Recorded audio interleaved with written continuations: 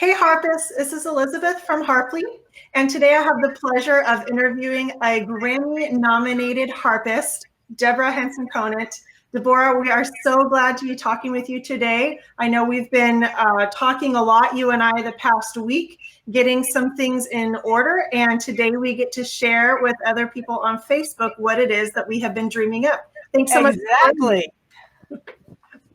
I'm really looking forward to this, and it's been so much fun, Elizabeth, to actually have somebody else to talk about this with, and to have your questions, and to really almost have you represent the harpists that I'm going to be talking to in terms of the questions that you're already asking me, and I really love that. That's awesome. So for those of you who are just joining us, Deborah and I have been coming up with a harp workshop and concert. She is going to be here in Houston, Texas on August 2nd, which is a Friday. And she's going to be sharing with us in a harp workshop during the afternoon and a concert in the evening. So Deborah, tell me a little bit about what is it that you're going to be sharing with us in that harp workshop? Okay, and before I do that, I just want to say that one of the things that's really fun about this is the space that we're doing it in, because it is an unorthodox space. It's as I understand it, it's a co-working space. Yes. And I think that is really appropriate and apropos, certainly for me, in terms of what I've done in my life, in trying to combine things that are important to me, like a community and performing, and doing it kind of in many different ways. So I love that we're in that space. I just think that's really powerful. Awesome. And it's your husband's space. So that's really great. And that's the point of the space, in order to have places there for people to come together, to learn, to share, to collaborate, and to grow things together. So this fits in perfectly with the whole mission of the space. Yeah, and I really love that. I feel like that brings a special energy to this, to the whole event.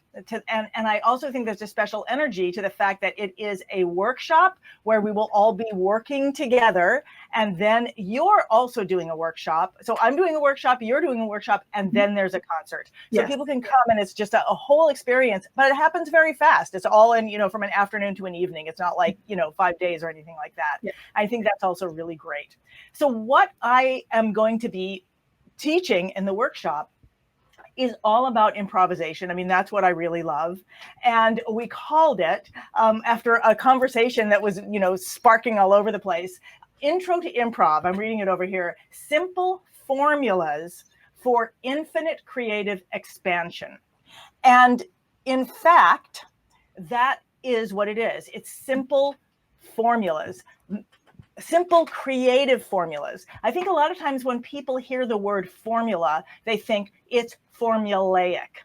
Mm-hmm. But in fact, when it comes to improv, pretty much any improv, I've done dance improv, I've done theater improv, I've done music improv, and any kind of improv, basically, when you're learning it, relies on games or structures or formulas that let you experiment. So instead of just pushing you like, get out there and improvise, you are actually given things, ideas to work with, or formulas to work with. I'm just laughing because I'm thinking of some of the ones that I did in physical improv classes that help you develop the skills that you're then going to take out to your music or your performance or whatever you're doing, but you're developing them within a context that is much more contained. So you can focus on what you're learning and what you're doing, instead of like, well, where am I going to put this? And how is this going to, how is this going to fit?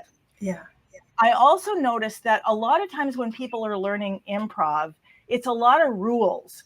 Kind of like, well, you should do this, and then you should do that, and you should add this, and then this, and then there's this harmony, and then there's that. But in cultures where people are improvising from the time they're kids, which happens to be a culture I grew up in, that's not how it works. There are no guideline rules like that you're given. You are playing with other people from the get-go. It's a very simple form. You can come in as a child in a very simple way, and then as you get in those cultures, as you get better, as you get older, you start being more and more and more, you just start doing more and more and more complex things. Yeah. Eek. I need to, that's my phone. Okay. Oh, I meant to shut everything off. I'll do that in a second. So you're not learning something new. And this is what I love the most. When you learn an improv form or formula, you are using that from the time you start for the rest of your life. You're not learning something different. You are learning to expand and explore and discover and express yourself infinitely with that simple thing. Now that is what fascinates me. Now the thing, when you end up playing jazz, you might put a bunch of these simple things together so it ends up sounding complex.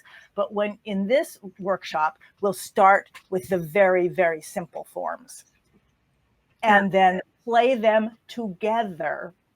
And also one of the things that I love, and that is also a part of the culture of improv, when people grow up in that culture, is call and response. So when I was a kid, my mother was constantly singing songs to me where she would sing, I would sing. She would sing, I would sing. She would sing, I would sing. So that I got comfortable doing that without having to think about it. I was doing it. I was playing. And that I also love this because this is the definition of play. Like it's like in any sport, the baseball or whatever sport, you're not spending years learning the rules. The rules are pretty simple. The board is pretty simple. What you're doing as you play it is you're developing your skills as you play and as you play with other people. Sports are like that, games are like that. Music can be like that as well. And that's what we'll be doing. That's what we'll be working on. And I'm so excited about that because as a classically trained harpist myself, it's like I see in myself and in so many other harpists, we've been trained to play what's on the page. And we develop the skills in the way our fingers move and our placing. And yes, we study music theory to understand how the chords fit together and the harmonies, but we're just not quite sure when we come off the page what to do with it. And so often when we go to trainings and workshops, we learn things like just take the C chord and play the notes in a C chord in a different order, or add in a glissando, do a harmonic, go up an octave. And yes, those are all valid things to do to improv or to expand off the page, but it's still just, it feels like there's something missing and you're still very tied to that piece of paper. And so I get really excited hearing you talk about just the creative expansion and the freedom that this sort of an understanding brings to your music, that you can really express yourself and what's in yourself without that fear of what's the next note I'm going to play? Does it match what it says on this lead sheet or on this piece of music? Am I going to sound off, And that's so interesting. It's so interesting because I think part of what I hear you saying is we grow up in a culture where there's a composer and the composer comes up with the creative ideas, gives them to the players, and then the players recreate that, or bring that alive. And that's great. I mean, that's an amazing skill to have. And you're right. And one of the things I actually love to do with the improv forms and these formulas is actually to take the music that you do already know and then intersperse this form. So you get both things. And not only do you get both things, but you get to be with the thing you're safe with. And then you go to the thing that is pushing you a little bit. And then you get to go back to the thing that you're safe with. Yes. And that's actually so I always improvise with voice and theater and stuff like that. But when I started playing the harp, I thought it was a classical instrument and I was in my early 20s. And I thought that it was sacrilegious to improvise on the harp. That was like for guitar and for piano and blah, blah, blah, blah, blah, blah, blah.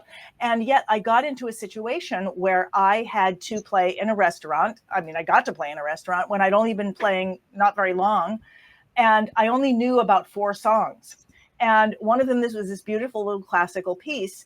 And I play, and so I had these like 4 tunes. I played them and I played them again and I played them again and I played them again. And then the waiter came over to me and he said, if you play those songs again in that order, I am pouring this jug of water on you. And that was what I didn't know what to do. I knew these little forms, but I thought I can't bring that over here. That would be like, Bach would die. Wait, he's dead. And so I just, but I had to. Yeah. And so I discovered how beautiful it was to take a tune that we know and then combine it immediately. It's like then you switch to this form where I was improvising on something. So it was taking the audience kind of away from that. And honestly, I would improvise in this form until I got lost. And when I got lost, I would go back and play the tune again. So I would go play the tune, improvise, then come back to the tune, then improvise, then come back to the tune. And for me, it was fun because I got to explore in a safe way. And I always thought of that tune as being the home free. Yeah. So there was the home free, the adventure, and then the home free. And fortunately, I never got that water, poured in my lap. What was interesting is that it never occurred to me that was, until recently, that was a thing that other people didn't know how to do, and that I could teach them how to do that, and it would give them exactly the same kind of freedom and safety that it gave to me. That's awesome. And I love the fact that it's applicable for beginner through advanced professional, because often I'll go to a workshop and it's only for beginners, or it's only for intermediates, or it's only for advanced. And if you don't fall in that line, you feel like either lost or bored. But the stuff that you're talking about, if you're a beginner and you have just a few songs, you can expand it. If you're a professional and you're trying to not be bored with the repertoire that you're playing at gigs, or you need to come up with some new stuff, but you don't have time to go out and buy a bunch of new music and learn a bunch of new things, you can use it to then expand and improvise on what you have, and even apply it to different genres and kind of give it a different flair or a different taste without learning a whole new set of music. And I think that is really fascinating. That's right. And that I think probably comes, I'm a composer, and I was a composer first before I was any kind of a musician. And I always was fascinated with taking one theme and playing it in completely different ways. Because I heard Mozart do that. I heard all kinds of composers do that, and that really fascinated me. And I discovered that you can do that not only with tunes and melodies, but with these formulas that I'll be teaching in the workshop. You can you learn one thing, and you can completely change it by changing the style of it. So the content and the style are completely different things. You can take a piece and I'm just thinking about all these. Whenever I have these conversations, I start going back in my brain and I'm like, when did I first experience that? Oh, wow. I remember I heard that there was a flute player, and I can't remember who it was. It was a famous flute. He took like this Bach beret and swung it and completely changed the feeling of it. I began to understand that content and style are two different things. You can take one piece of content. So you're going to learn a really simple formula. Yeah. You can take that, you can expand it. You can also take that, and depending on whether it doesn't matter how much you expand it, you can then change the style of it. And so a lot of people are doing, hospice playing or bedside playing or meditation. And you can take something, even if it's really bouncy, and you can restyle it and even open it up to be responsive if you know how to do that. And that's another thing that I love to show people how to do. Yeah. The other thing that I really love, Elizabeth, about this, I grew up in a culture where people of different levels of ability were all playing music together. and it was basically based on your age because you would learn as you got older. And so the little kids would be playing with the adults, but we would be playing something simple. So we weren't sitting there and watching them and ogling. We were part of it, but in a simple way. We didn't just get infused by watching them play. We were playing with them. And then as we got more able, we would add more notes. And by doing this, by watching, but by participating. Yes. And the adults loved it because we were doing the part, the simple part, and they got to like show off. Yeah. And we were learning how to hold the rhythm down, and keep it, learning how to be accompanimental players as they were learning how to show off. And then, as we got to the point that we wanted to show off, they would deign to switch places with us. And that's another reason I really love doing these workshops with people of different levels. And once I started writing for symphony orchestra, I began realizing that how can I describe this? When you're orchestrating music, everybody doesn't play all the same stuff. Some of the instruments, like the lower instruments, might only be playing every other note or every, once a beat, whereas the flute is playing like 12 notes or something like that. And that's part of what gives the music its dimension. Mm-hmm. And that's what happens also when you're playing in an ensemble. I mean, because we'll be playing together. Everybody, I'm not going to pull people up to the front of the stage. We're learning together. Yeah. In this workshop, everybody's playing at the same time at their own level. And you also start hearing the dimension in that, because you hear people start playing at their level, and then there are other people playing more notes, and then there are other people playing more notes. And it just becomes this beautiful, I just keep thinking the word dimension just comes to me versus hearing everybody playing the same thing. Yes. Yeah, definitely.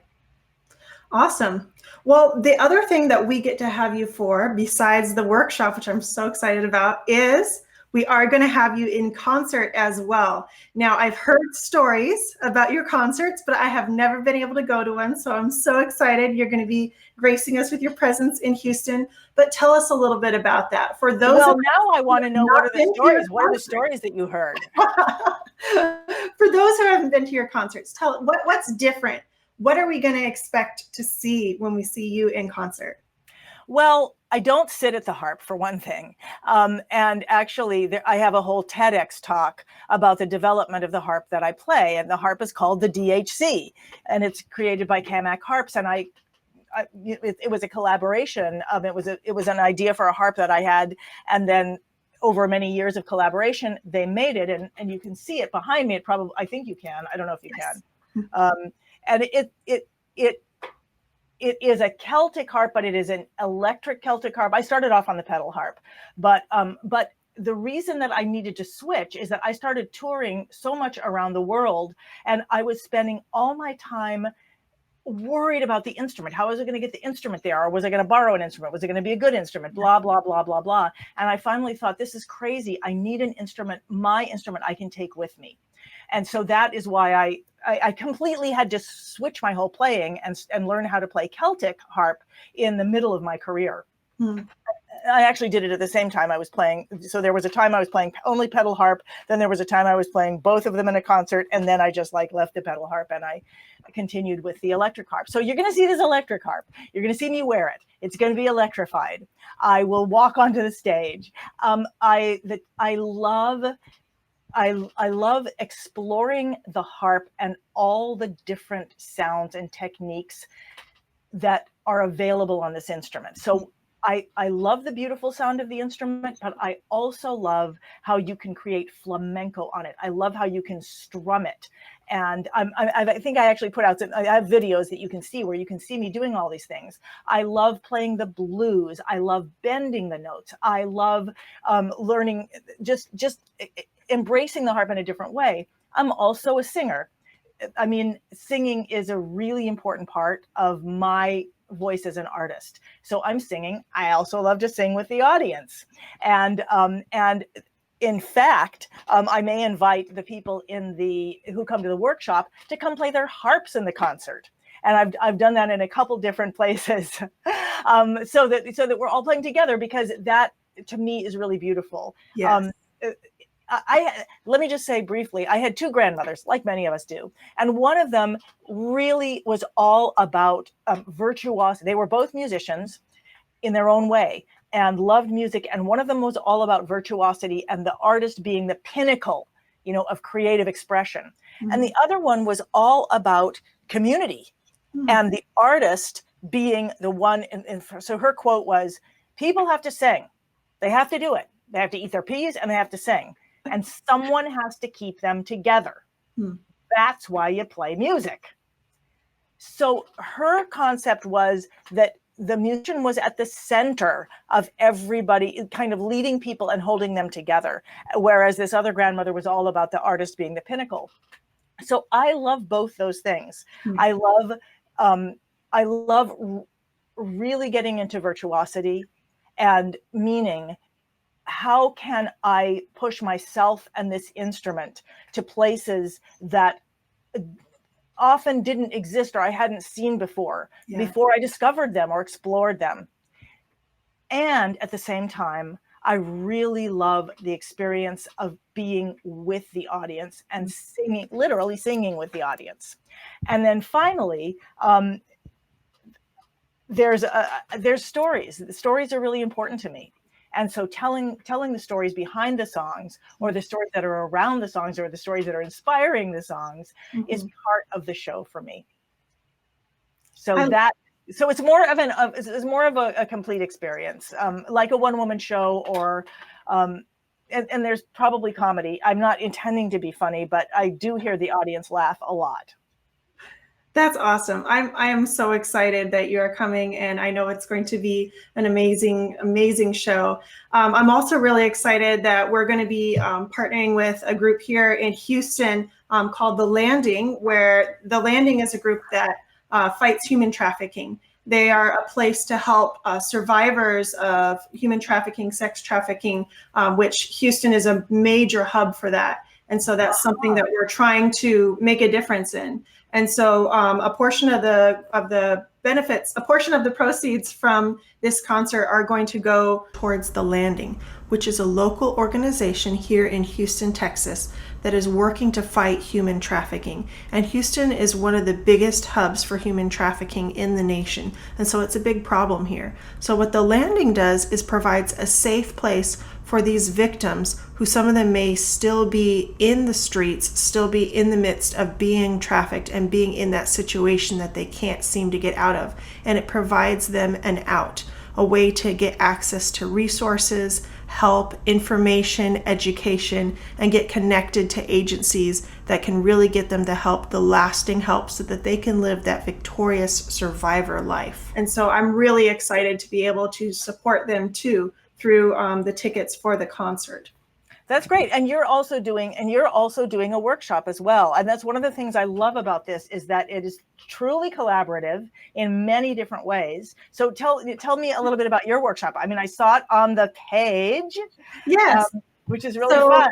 Dream big, work smart, achieving your harp goals. I love it. Yes. So I am the founder of harpli.com, and Harpli is something that I have built. It's come out of many years of me. It started when I was in college and I was trying to gig and teach, and just the struggle. And I think any harpist that has tried to have a business has gone through this. You learn from your harp lessons and from your music education how to perform, but you don't learn how to run a business. They may teach you how to do a performance, but they don't teach you how to create a contract for a gig, or where to market yourself, or how in the world to navigate this ever-changing social media that we're expected to be promoting ourselves on. There is so much to learn. And so I have learned a lot of this through my husband and through the business coaching programs that he has through his business. And so I've gotten to learn a lot of this along the way. And as I've learned and I've watched it build my own business and help me through these struggles, I don't want to see my fellow harpists struggling. And one of the things that I'm passionate about is making the harp more accessible to people. And I see that through, I want harpists to perform more because I want the public to be exposed to this instrument, that it's not just this thing in cartoons that the angels play, but it's a real instrument and they too can play it. Right. And then I want people to have more access to harp lessons. It's so hard to find a teacher and to find a harp to rent. And there's just so many hurdles to get past. And so I want that to become more accessible to people. And to do that, I've launched Harpli. And so Harpli is all about courses to help harpists grow their harp business, whether it's through marketing themselves, through creating all their policies and procedures, navigating software and marketing and social media, teaching. I'm about to launch a series on teaching the harp and everything involved in that. And then I also have courses on specific things like writing harp music through using MuseScore, which is a free music notation software. A lot of things like that, and more to come. So basically that's what Harpli is. So I wanted to teach a workshop that would really apply to all harpists, not just people who are doing harp for their business, but those who are beginners or amateur harpists or just people who are doing it for fun. And so I really thought about, well, what is it that I can help them with? And so the workshop that I'm going to be teaching is like you said, dream big, but work smart. It's all about how can I take this dream that I have and make sure that I achieve it. So often we'll see another harpist who does something amazing. We think, oh, I want to do that. And I'll say, for example, Deborah, when I saw you playing with the looper pedal, this was years back. I think it was probably a YouTube video or something. And I just thought, wow, that's amazing. I want to do that. But then you start looking into it and you think, oh, I can't do that. I'm not her. I wouldn't be able to. I don't know how. I'll never be able to achieve that. No. I mean, you just have these, I want to, but I can't. I can't do that. That's not me. And so I want to talk about, it's okay to dream big. It's okay to say, I want to create a music video the way this person did that I saw on YouTube. It's okay to have those big dreams. Right. To create a big harp studio where I have, 20 harp students. That sounds crazy, but it's achievable. You could do it. So how do we take that and break it down into steps that we can plan out, track our progress on, and really achieve those goals? And that's really using through the SMART goals, which is the specific, measurable, action-oriented, realistic, and time-based, which I know is a lot of terms, but it's all about taking that goal and not saying, oh, that's too hard, I can't do it. But like, no, I can do it. And here's how I'm going to make my plan, and I'm going to actually be able to achieve that. As you're talking, I'm thinking, this is such a great combination of things. It is, I will be teaching how you can take the music that you already have and expand it, both creatively, both to be creative for the fun of being creative, for the fun of being able to be more responsive, and also just so that there's more of it there. Yeah. And then you're going to be teaching how you can take that into the marketplace, and so you can share it more. You can put it together with these dreams so that you could be sharing what you're learning more. Do you feel like I'm hearing that right? Yeah, definitely. Yeah, that's great. I really wish I'd had something like that, when I was first starting, because I had to struggle so much, figuring out how to do things and not knowing how to ask. And it's funny that you mentioned the looper, because yes, I do play the looper pedal. I forget that that's also a big part of my shows. Yeah. But I've noticed that a lot of the people, and that's another thing that I want to do, and I know you want to do this too, I want to be there to answer your questions. I want to tell you anything you want to know about what I'm doing so that you can then do it in your own way. And I'm hearing, Elizabeth, that is also what you want to do. Yes, definitely. Is to show. It's really interesting because I realized that, for years and years and years and years, I've been and people come to me and they were like, oh, I saw you do this. And, you look so strong and you look like this. And, I have you on my wall. And I realized, oh, interesting. So I was showing for all those years, and now I'm also showing how. I think the difference is empowering. You're not just doing something so that people can be amazed, but you're empowering other people to do it. Right. That's right. Yeah, and that's really exciting. And I discovered in my academy, where I'm teaching all these classes, and like you know, breaking it down for people, that is expanding my playing as well. As people ask me questions, as they ask me, how do you do this? How did this go? You know, what did you do with your hands? What are these finger patterns? I then break things down. You and I were talking ahead of time. We were talking about how often, you know, in the beginning, we're teaching what we've been taught. Yes.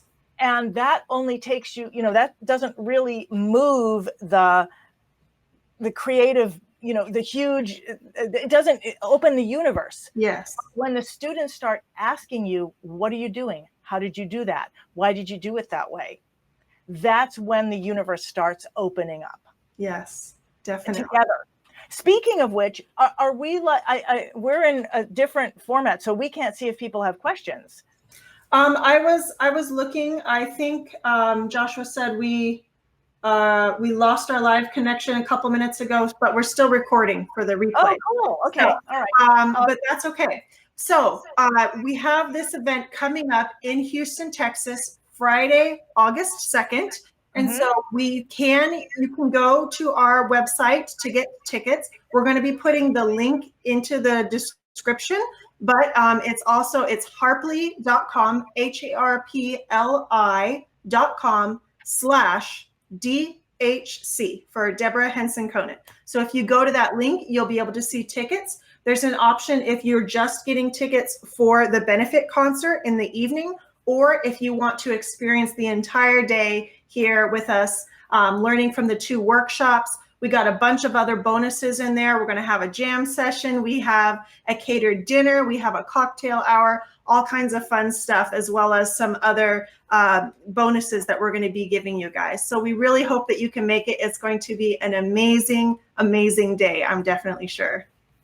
Well, I'm really excited to be down there. I'm excited to get to work with the 2 of you. And it just feels like, and it just feels like the expanding, you know, the expansion of it. It feels like, it just really feels like an experience and an event, not just a concert, not just a workshop, but a true experience. And I love that.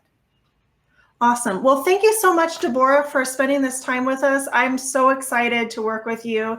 And please, if anyone have questions, please feel free to put them into the comments and one of us will respond, or send me a message. Go to that website, harpli.com/DHC, and you can also submit a message there if you have any questions. Thank you so much.